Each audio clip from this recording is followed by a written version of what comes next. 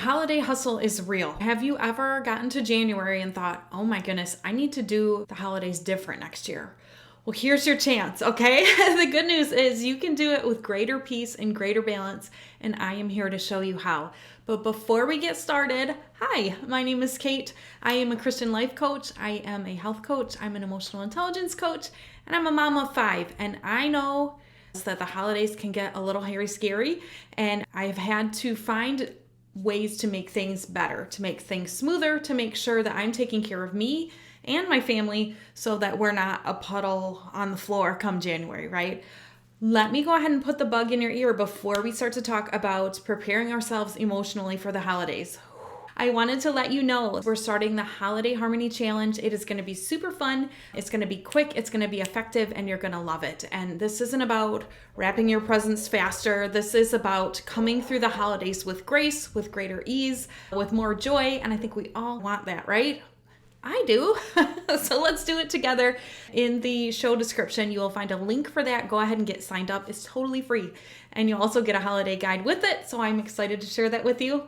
Let's get going. Let us talk about emotional preparedness. We talk about emergency preparedness. I don't think we talk about emotional preparedness as much as we should. So let's talk about expectations. I know I talk about this a decent amount, but that is because I see it trip so many clients up. And I know I've been tripped up by it as well in the past. So first, your own expectations, right? You probably have pretty high expectations of yourself, and I want you to just take a look at them and see if they are realistic or not. If you are driving yourself into the ground every single year and you're like, I'm never hosting holidays again, then I think that your expectations might be a little bit too high. You might need to ask for more help. You may need to do a few store-bought cookies. Some of you are like turning the video off right now. You're like, store-bought? Oh, no, Kate, don't say it. May need to make adjustments where it makes sense for you. Maybe it's not in the cookie department. I know that my mother-in-law likes to make cookies, and I kind of don't. And so I bring the kids to her and they make cookies together. They have a grand old time. They eat sugar cookies. It's amazing.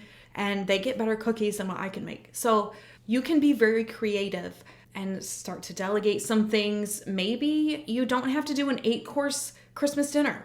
We simplified that many years ago too, just because we were so busy with church and all the kids and all the stuff that we keep simplifying the meals, but we still have stuff that everybody loves and it works out great.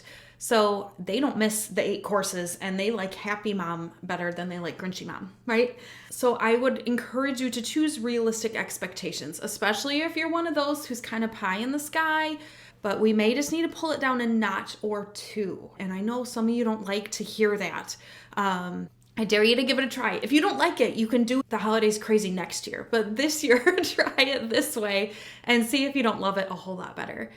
Another thing, we're dealing with other people's expectations, aren't we? Like certain family members want you there for Christmas Eve, or this person wants you here to decorate a tree. But just because somebody expects something and wants something doesn't automatically mean that we have to do it. And I know some of us, especially obedient daughters, right? Or obedient daughter-in-laws, we just want to, well, that's what they want, so I'm going to do it. And what I am going to suggest to you is just to take a pause and recognize the choice that you may have there. And it could be a better choice, and you can decide to take it or not. But sometimes we just think it's an automatic. Well, they want this, they'll be mad if we don't do it. And sometimes there's a compromise, and sometimes there needs to be a no. Some of you are like, no, don't, don't make me say no. Sometimes we do need to say no. Family dynamics. Oh my gracious, we could talk about this for 1,000 hours, and we're not going to. I want you to remember that you only have control over you. And this is something I have had to learn over the years because we like to think that we can make certain people feel this way. A lot of times in the holidays, we want people to feel good, loved, appreciated, thought of, because we got them a gift that we thought they would love. You can only really control you. You can show love, you can speak the truth in love, and other people have the right to accept it. They have the freedom to accept it in the way that they so desire. Now, I know it's a little bit different with kids if they are still under your roof. We may have to have some heart-to-hearts with like, hey, if somebody gives you a gift, say thank you. Different things like that where we're still instructing and guiding our children. But again, we can't control our kid. We thought, oh, we're going to give them this bike and they're going to jump for joy. And they're like, thanks. And we're like, oh man, they weren't as excited as what I thought. We can't control that. We can't control other people. And the sooner we realize it and act on it, the happier we are. Then we don't feel like we have to manipulate. We don't have to draw things out of other people. We let them be in their natural state. There's some big freedom there, and I would love for you to experience it. Again, it's about realizing there are choices. As far as deciding whether to try to change some major family dynamics this Christmas, sometimes we're like, I'm going to go in and change this, that, and the other. This is dysfunctional. Again, we're not going to go deep into this right now, but what I would say is just stop and think about, do I want to invest the time and energy, both physical and emotional, spiritual, intellectual, right? It takes all of it to address this now, or do I not? Again, about a choice, right?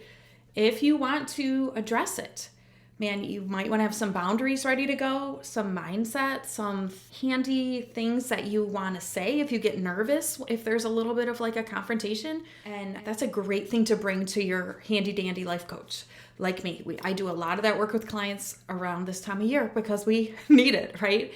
If you decide, you know what, now is not the time, at least you've made a conscious decision. Like, I am choosing not to address this right now. Just to make that choice, instead of deciding that you're a victim and everything's terrible and nothing will ever change, but you've made a choice. Hey, I would like to address this someday maybe, but I'm choosing not to do it this year. And so I'm going to take good care of me. You're still probably going to set some boundaries, but you're like, we're going to do this another day. And just other emotions this time of year. We want to take really good care of ourselves because for whatever reason, this can be a very sensitive time of year. Maybe you have lost somebody recently. Maybe you lost them a long time ago, but man, you think about them so much this time of year. We might have a lot of childhood memories, both good and bad, around the holidays. You may discover that you need to grieve a little bit. And often we don't think about grief and the holly jolly of Christmas together, but sometimes it's a very healing time. Not that you have to be sad the whole time, but just to allow yourself to experience some grief and to let some things go. And to let some things out of your body and your mind, right? Maybe it's time to consider forgiving somebody. You're like, oh, I don't know, right? They're still a jerk. Maybe they are still a jerk. When we talk forgiveness, it's about releasing the other person from the debt they owe. It doesn't mean that what they did was right. It doesn't mean that they're nice now. It doesn't mean that we're going to allow them to do it again if we see it coming, right?